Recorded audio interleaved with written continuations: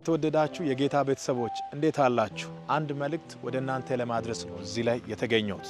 በዋናነት መልእክትን መነሻ የማደርገው ከማርቆስ ወንጌል ምዕራፍ 6 ነው። በዚህ ክፍል የናዝሬቱ ኢየሱስ ለተከታዮቹ የተናገረው አንድ ቃል አለ። የኢየሱስ የቃሉ ዋናው ሐሳብ ከሰዎች መካከል ገለል ወዳለ ስፍራ ሄደን እንረፍ የሚል ነበር። ገለል ወዳለ ስፍራ ወጣ ብለን እንረፍ ብሎ ኢየሱስ የተናገረው በምክንያት ነው። የኢየሱስ እንረፍ ከኛ እንረፍ ይለያል። ብዙ ጊዜ በህይወታችን ቦታ የማንሰጣቸው ግን በጣም ኢምፖርታንት የሆኑ ነገሮች አሉና በእነሱ ዙሪያ ነው መናገር የሚፈልገው። በጣም ቢዚ በሚያደርግ ስራ ላይ የተሰማራችሁ ሰዎች ከምትሰሩበት ስራ ቦታ ከናንተ ጋር ከሚሰሩ ሰዎች መካከል ወጣ ብላችሁ የማታርፉ ከሆነ እርግጠኛ ነኝ ራሳችሁን እየገደላችሁ ነው። ሰክሰስፉል የሆነ ህይወት ለረጅም ዘመን ለመምራት በጣም ጠቃሚ የሆኑ ነገሮችን ነው ዛሬ እየተናገርኩ ያለው። መስራት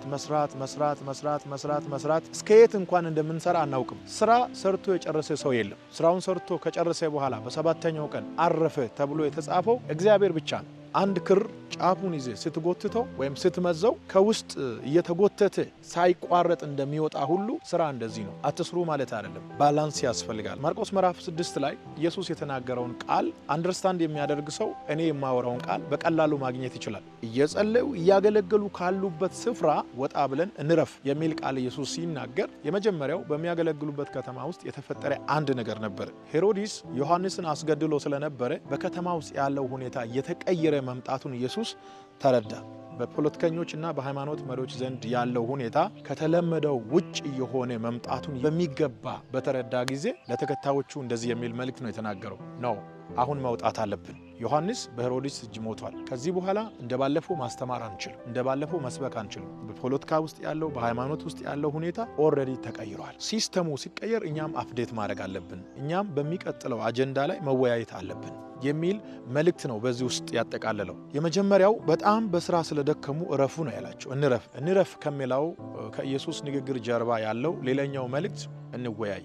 በዚህ ህዝብ መካከል ሆነን መወያየት አንችልም። ከኢየሱስ ጸጋ ለመካፈል ፈውስን ለመካፈል ታምራትን ለማየት የሚመጣ ብዙ ህዝብ ስለነበረ በዚህ ህዝብ መካከል ሆነን መወያየት አንችልም። እንደ ፋሚሊ ለመወያየት ወጣ ማለት ያስፈልጋል። ገለል ወዳለ ስፍራ ወጣ ብለን እንወያይ። ከእንረፍ ጀርባ ያለው ሶስተኛው የኢየሱስ መልእክት ለሚቀጥለው ስራ እንዘጋጅ።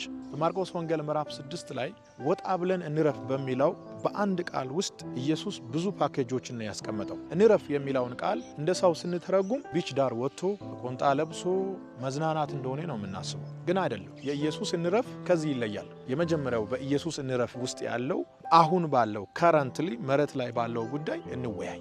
ሁለተኛው ደግሞ ለሚቀጥለው ስራ እንዘጋጅ። እንረፍ የሚለው የኢየሱስ ቃል እነዚህ ሁለት ነገሮችን ይዟል። አንድ ጸሐፊ ሲናገር ከስራ ተለይተህ የማታርፍ ከሆነ ትገነጣጠላለህ ብሎ ነው የተናገረው። የዚህን ጸሐፊ ቃል እንደ ፍልስፍና ልትወስዱት ትችላላችሁ። ነገር ግን ፍልስፍና ብቻ አይደለም፣ መልእክትም ነው። ከምትሰራበት ቦታ አብሮ ከሚሰሩ ሰዎች መካከል በጣም ስትሬስፉል ከሚያደርጉ ነገሮች ውስጥ ወጣ ብለህ የማታርፍ ከሆነ ረጅም ዕድሜ መኖር አትችሉም። እግዚአብሔር በዚህ ምድር ለሰው ልጆች የመደበው የዕድሜ ዘመን አለ። ያንን መኖር አለባችሁ። ያንን ለመኖር ደግሞ ኃላፊነቱ በእጅ ላይ ነው ያለው። ራስን መግደል ትችላለህ፣ ራስን መጠበቅ ትችላለህ። ሁሉንም ኃላፊነት በእግዚአብሔር ላይ አትጣሉ። በእያንዳንዱ ኃላፊነቶች ውስጥ የእግዚአብሔርና የኛ ድርሻ አለ። እግዚአብሔር ምግብ ይሰጣል፣ አንተ ትበላለህ። እግዚአብሔር ልብስ ይሰጣል፣ አንተ ትለብሳለህ። እግዚአብሔር በር ይከፍታል፣ አንተ ትወጣለህ፣ ትገባለህ። መጀመሪያ መራመድ ያለብን እኛ ነን። አንኳኩ ይለናል፣ ስታንኳኩ ይከፈታል። የመጀመሪያው ድርሻ የኛ ነው ማለት ነው። ፈልጉ ይለናል፣ አሁንም የመጀመሪያው ድርሻ የኛ ነው። የሚፈልግ ያገኛል። ወደ እኔ ቅረቡ፣ እኔም ወደ እናንተ ይቀርባል። የመጀመሪያው የኛ ድርሻ ነው። መስራት፣ ማረፍና መወያየት። እነዚህ ፓኬጅ ናቸው። ስራ ብቻ ሰርተህ ማታርፍ ከሆነ ህይወት ማረፍ ብቻ ሆኖ በቀጣዩ ጉዳይ ላይ ማትወያይ ከሆነ ባላንስ ታጣለህ። በሁለት እግር የቆመ ሰው ወደ ግራም ወደ ቀኝም እንደማይወርቅ ሁሉ በማርቆስ ወንጌል ምዕራፍ 6 ላይ ኢየሱስ የተናገረውን ቃል ወይም መርህ የሚከተል ሰው እሱ ሰው በሁለት እግር እንደቆመ አይነት ሰው ነው። ዓለሞችን ካለመኖር ወደ መኖር አመጣ። ለእያንዳንዱ ነገር ቅርጽና ሼፕ ሰጠ። የምድርን አቀማመጥ አስተካከለ። ወንዞች እንዴት መፍሰስ እንዳለባቸው፣ ተራሮች እንዴት መተከል እንዳለባቸው፣ ፀሐይና ጨረቃ የት መሰቀል እንዳለበት፣ ይሄ ሰፊውና ግዙፉ ሰማይ የተባለ እንደ ድንኳን የቆመው እንዴት መቆም እንዳለበት በጥቂት ቀናቶች ውስጥ ገናናው መሐንዲስ እግዚአብሔር አዘጋጀ። ስራውን ከጨረሰ በኋላ በሰባተኛው ቀን አረፈ ይላል። እዚህ ጋር አንድ መርሳት የሌለባችሁ ጉዳይ አለ። እግዚአብሔር በሰባተኛው ቀን ያረፈው ስራ ስለጨረሰ ነው። ይሄ ኃያል አምላክ እንድናርፍ ይፈልጋል። ስፒሪቹዋሊ ማረፍ ፊዚካሊ ማረፍ። ወደ ተነሳውበት ዋናው ሐሳቤ ማርቆስ ወንጌል ምዕራፍ 6 ላይ ሲመለስ ኢየሱስ ወጣ ብለን እንረፍ አላቸው። ከኢየሱስ ጋር አብሮ ወጡ።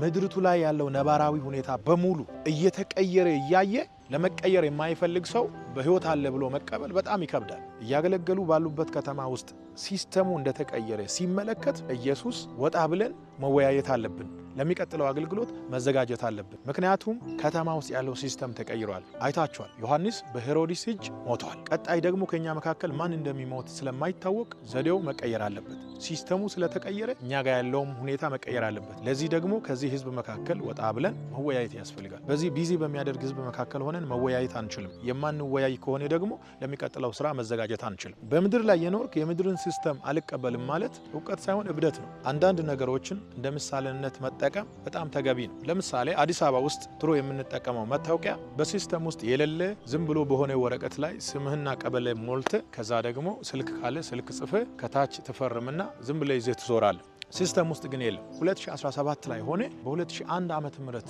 የምትጠቀመውን አይነት ሲስተሙ የማያውቀውን መታወቂያ መጠቀም አትችልም። ሌላ ምሳሌ ልስጣችሁ። አዲስ አበባ ከተማ ውስጥ ኮሊደር በተሰራበት በቦሌ መንገድ ሊሆን ይችላል፣ በሌላ መንገድ ድሮ ስትንቀሳቀሱ እንደፈለጋችሁ ትንቀሳቀሳላችሁ። የእግረኛ የሳይክል የሚባል ነገር የለም። የፈለገ ሰው የፈለገው ነገር ያደርጋል። አሁን ግን መንገዱ ከተሰራ በኋላ ኮሊደሩ ነክቶ ካለፈ በኋላ እንደባለፈው ፌስታል ወረውራለሁ፣ በእግረኛ መንገድ ሳይክል እነዳለሁ፣ በሳይክል መሄጃ ደግሞ እግረኛ ሆኜ እሄዳለሁ ብትል ሲስተሙ አፕዴት ስላደረገ ባንተ ላይ ቅጣት ይዞ ይመጣል።